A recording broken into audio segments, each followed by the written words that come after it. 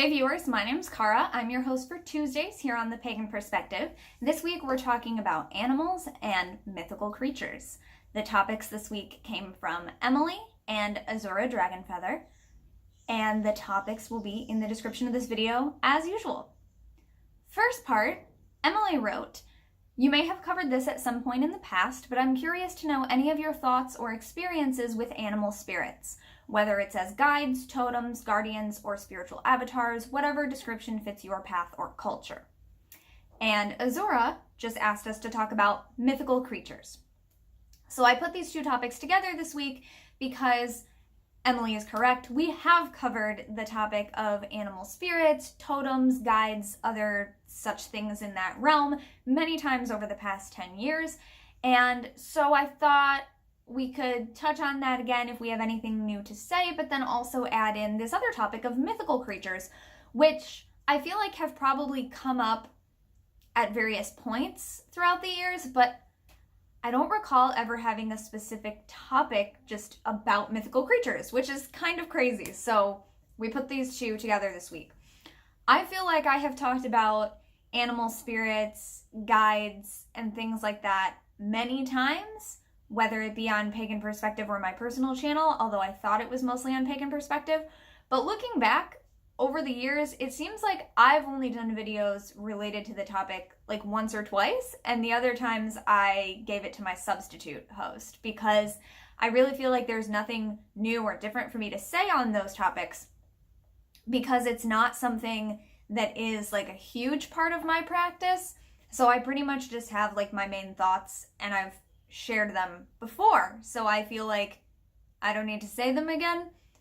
But since my memory was incorrect and apparently I have not done like as many videos about it as I thought I have personally, we have covered the topic on the collab many times over the years, but I personally have only done a couple videos on it. My most recent video related to this topic and where I brought up my basic thoughts again would be the recent videos that we did about familiars and familiar spirits and animals, animal spirits who act as familiars and what that means. I believe, if memory serves, that I talked in that video about how, and these are my basic thoughts on it, that some people have like an overall lifelong spirit guide that is with them their entire lives, and that maybe you're aware of its presence, maybe you're not. Certain cultures have a belief that even if you are not yet aware of it, you have a spirit guide from the time of your birth to the time that you die. You have a lifelong spirit guide. And at some point in your life, you may choose to try and find out who they are, what they are, in what form they appear to you. But if you don't ever figure that out, that doesn't mean that you don't have one, you know? So I don't know if I personally believe that or not. I have never really felt like I have that, but I recognize that other people would say, well, yeah, you definitely do because everyone does. And so that is a belief that I am aware exists, and, you know, maybe I do, maybe I don't. But basically, I believe that there are certain guides that we may have that are lifelong.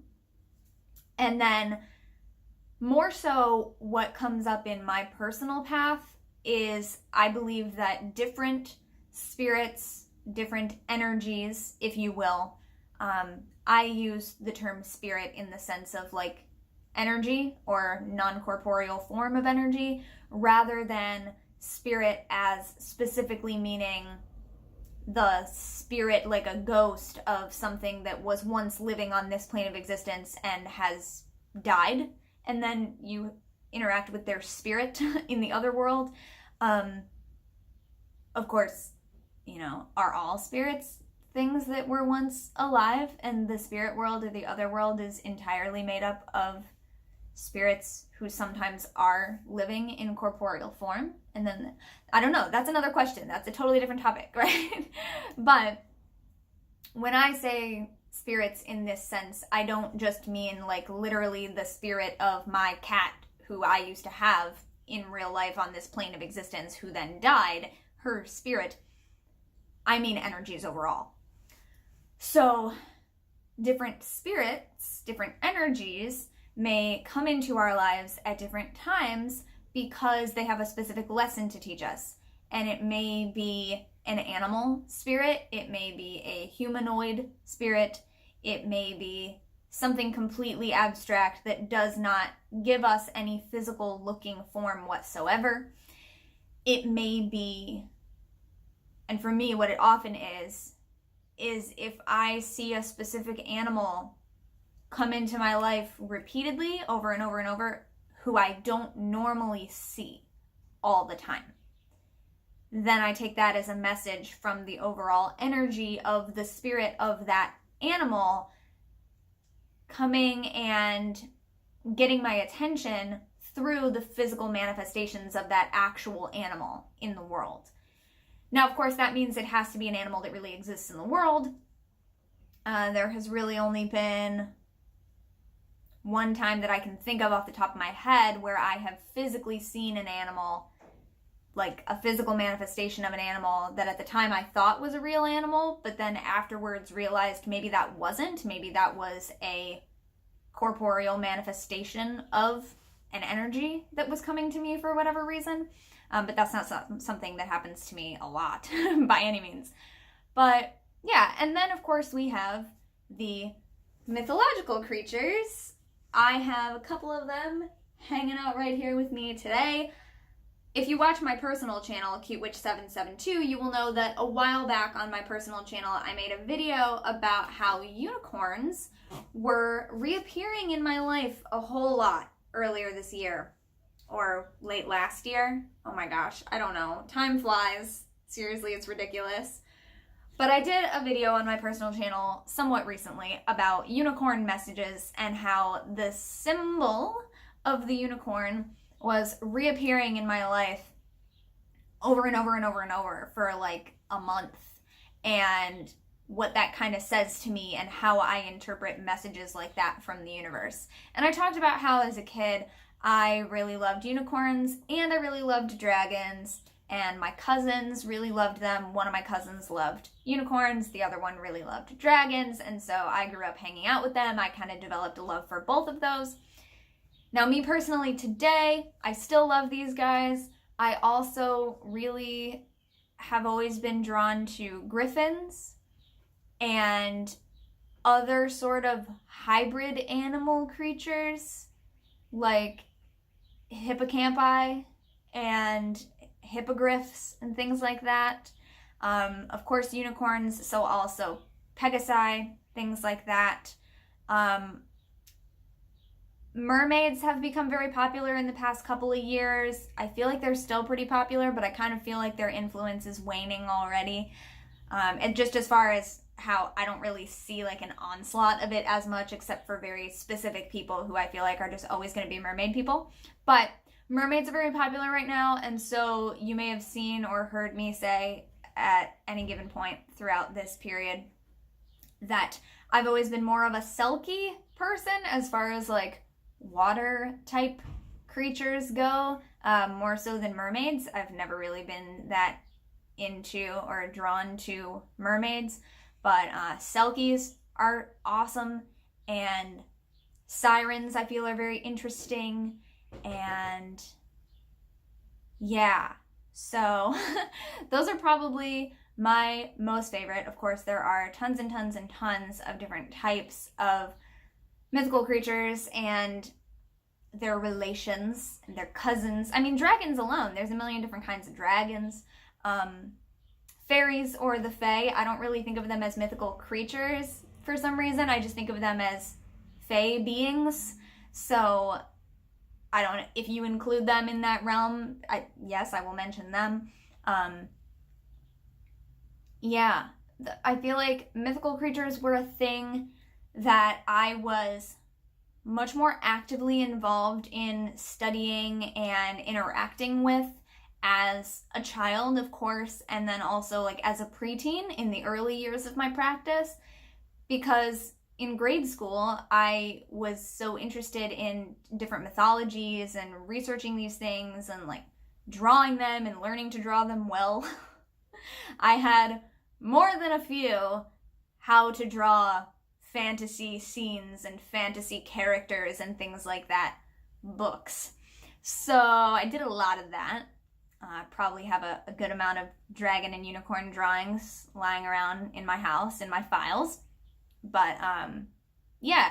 So another reason I thought these topics worked well together is that some people today may work with mythical creatures as their guides. So you may actually develop a connection with the spirit of a certain type of dragon, or an individual dragon, or the unicorn, or the griffin, or the, whatever the case may be. The phoenix also is another one that I feel much more connection to now in my life than I ever did in earlier years. So my top 4 right now would be, in no particular order, the unicorn and the dragon, the griffin, and the phoenix. Yeah, I was trying to think if there's a 5th one, but those are the 4 that really come into my mind.